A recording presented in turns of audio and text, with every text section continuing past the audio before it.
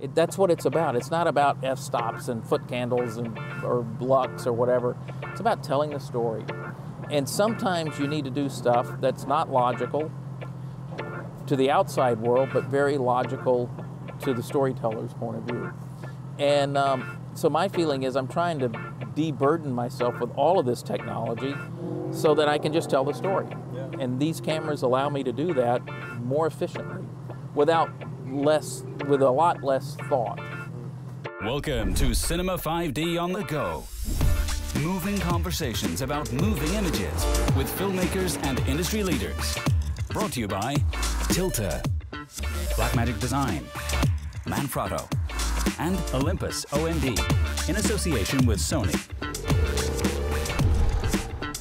This is your host, Nino Leitner. So in terms of shooting anything, is there any occasion where you would still decide to shoot on film these days? Anything at all? Maybe if we wanted something to look like it was in Super 8. Okay. Or 8mm, but even that, I think all of these new digital cameras outperform film. And with a VariCam at the top of the list. I mean, there's not a film that can do 5,000. And there's not a film that has that much latitude.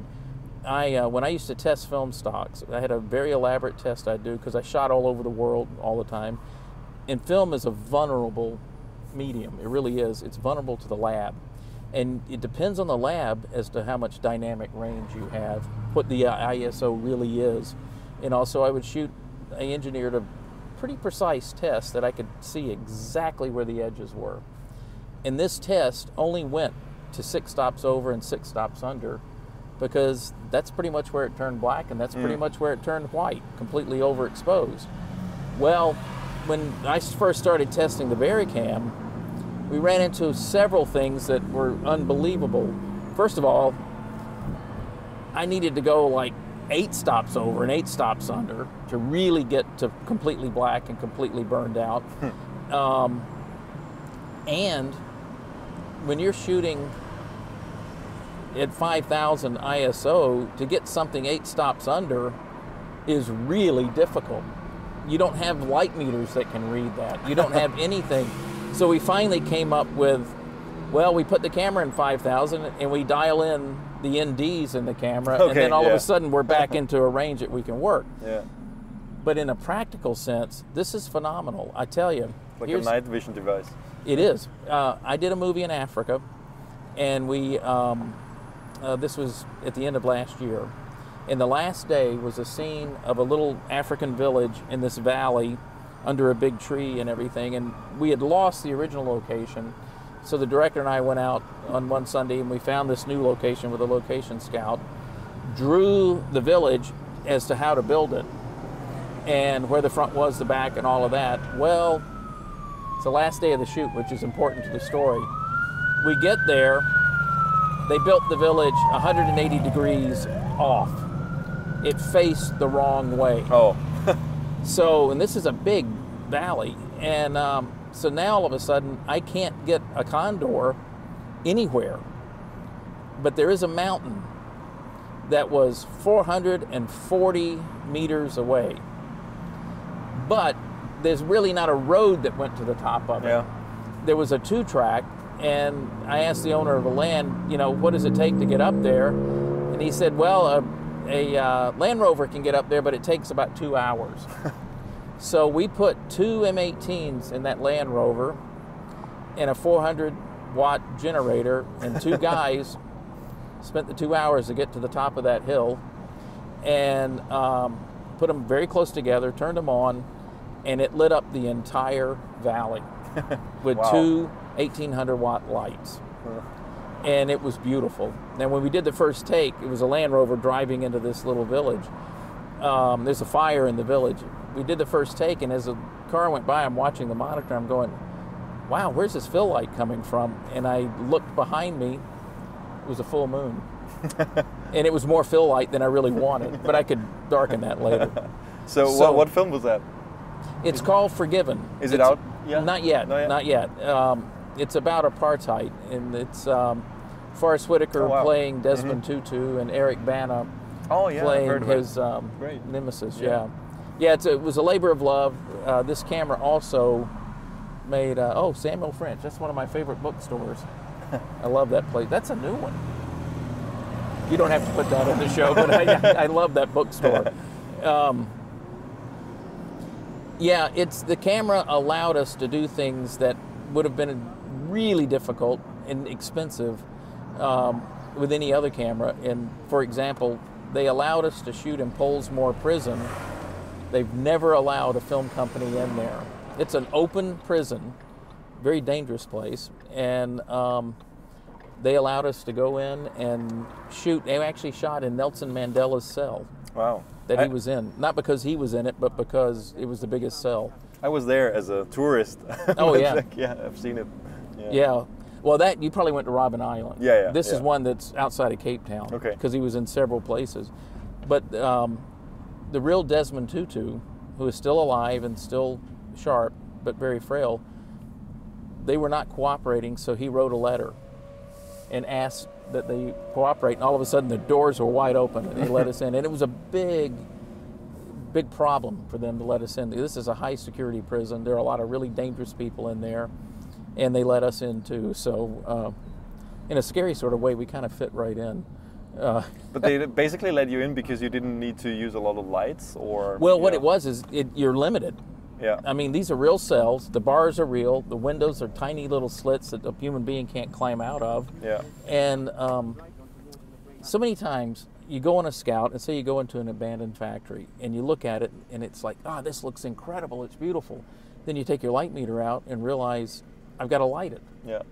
Well, with this camera, you don't. You shoot it the way it is, and it's beautiful. The hardest thing with this camera is to have the discipline to look at it and shoot to what's there and don't put your foot through it. Now, obviously, we're still lighting, and we still put lights in some windows and all, but you've got that option now that you've never had before. It was impossible. Well, basically, the camera sees what you can see, right? So the camera sees more than you can see. Okay. Matter of fact, I did a restaurant scene, candlelit restaurant scene, and to make the candles look bright enough, we were down at such low light levels, we had to give the actors flashlights to read their sides to rehearse. They could not read, and I was shooting at a 4. That's the other thing that this a big component of this is, with this camera, every camera I have on the shoot has 2 lenses. The 19 to 90 Fujinon Cabrio and the 85 to 300. Mm-hmm. And we shoot virtually everything with those 2 lenses. Really? No primes? Well, we usually have a 16. And that's just in case the 19's not quite wide enough. I've carried a 16 around for 2.5 years, and I think I used it once. Because the 19 is pretty wide. Yeah. It's wide enough for movie type shooting, With commercials, it might be different. Those lenses are a 2.9. The 85 to 300 clamps down at I think it's a 225. It starts losing a little bit of light, but it only goes to a 3.5 if I remember correctly. Yeah. Never an issue. Now, I know this thing about shallow depth of field and all of that stuff, and that's great for commercials, but we're making movies here, and I need stuff to be in focus. And this way, a 2.8 gives me enough soft background, yet I'm not changing lenses every 5 minutes. So when we lay a dolly track, we don't have to walk around with a viewfinder and be precise. My eye is pretty accurate. I can get the track, 99% of the way there. And with a zoom, if it's the 28's not quite long enough, I can go, and it's a 29 and it's perfect. Yeah. This saves a tremendous amount of time. Every time you change a lens, stuff happens. Makeup and hair will go in. I'll go in and adjust. Everybody goes in and adjusts something. So a process that should take 3 minutes, all of a sudden takes 8 minutes. You sound like producer's best friend. No, I've had my run-ins with producers. I don't care about his perspective, quite frankly. What I care about is if we save that time, of course, then we can get another shot. Yeah. We're still going to work the 12 hours, but we might be able to get an extra piece of coverage that would be nice to have, but we don't know. We might not have time in a normal situation. You don't have to focus on the exterior, like on the, Yeah. technical things too much. Yeah. It's just simple. It's really, really simple. Yeah. I mean, that's one of the things that I think with all the digital technology has creeped into sets, is like a lot of IT people that need to be there sometimes. Well, that's the other thing. I Yeah. don't use a DIT. Yeah. Basically, what I do, I approach these cameras. I've done this with the Alexa too. Is I approach it like a film camera, and maybe I'll have 2 LUTs, but usually 1, and that's the LUT for everything. Mm-hmm. And I shoot to that LUT. I don't use a light meter. I look at the monitor. A light meter, the way light meters see light and the way these digital cameras see light, I think are 2 different things. Yeah. And they don't see it the same way. So a light meter can be accurate, but if you're a slave to that, I think you're better off lighting it to the monitor. What you see is what you get.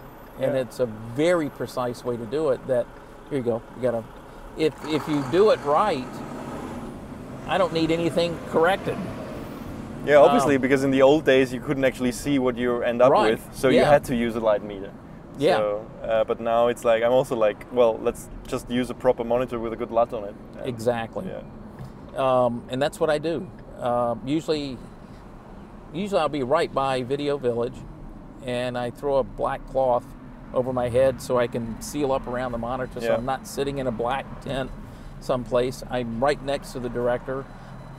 He's watching the other monitors, and I'm right there, right next to him. We can talk, and if he has a question about, what's the detail out the window, I said, stick your head in here and you can see it. Yeah. And but they very seldom do.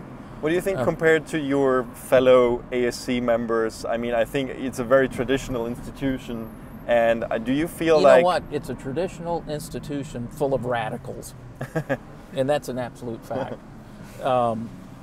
I had the pleasure of knowing Conrad Hall a little bit, and he was an absolute radical to the end.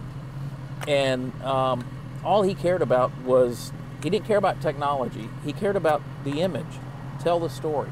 That's what it's about. It's not about f-stops and foot candles or lux or whatever. It's about telling the story. And sometimes you need to do stuff that's not logical to the outside world, but very logical to the storyteller's point of view. And so my feeling is I'm trying to de-burden myself with all of this technology so that I can just tell the story. Yeah. And these cameras allow me to do that more efficiently, with a lot less thought. And so you can run on instinct. And now the thing is, to visualize all of this, it's hard to do with your eyes at 5,000. It really is. So I found I use the Lumix cameras, which I shoot with a lot too. I haven't done a car scene in 2 years that was done with a Very camera. It was done with the Lumix. GH4, GH5? The GH4s with a V-Log. And I have the GH5 now, which is a huge step forward also. But I'll take the GH4 around on a Scout and everything, and I can show myself, and I can show the director. See how this looks? I can do that. Now, we're looking at a camera that's jacked up to 5,000, so it's noisy and all, but it's a viewing device. Yeah. And to put a lens on a finder and look at ground glass makes no sense to me in this environment, because that's fake. That's not real. Yeah. That's not what we're really doing. What we're doing is a digital image. And I know that using the Lumix, it doesn't have the dynamic range of the big camera, but it's close enough to visualize. So we walk around with that, and it works. With the 5, it's even better, because the 5 you can take to 1600, Yeah. and I have the Voigtlander .95 lenses, so I can match the 5,000. Yeah. And I don't have to take it to. They don't have to jack it up so much.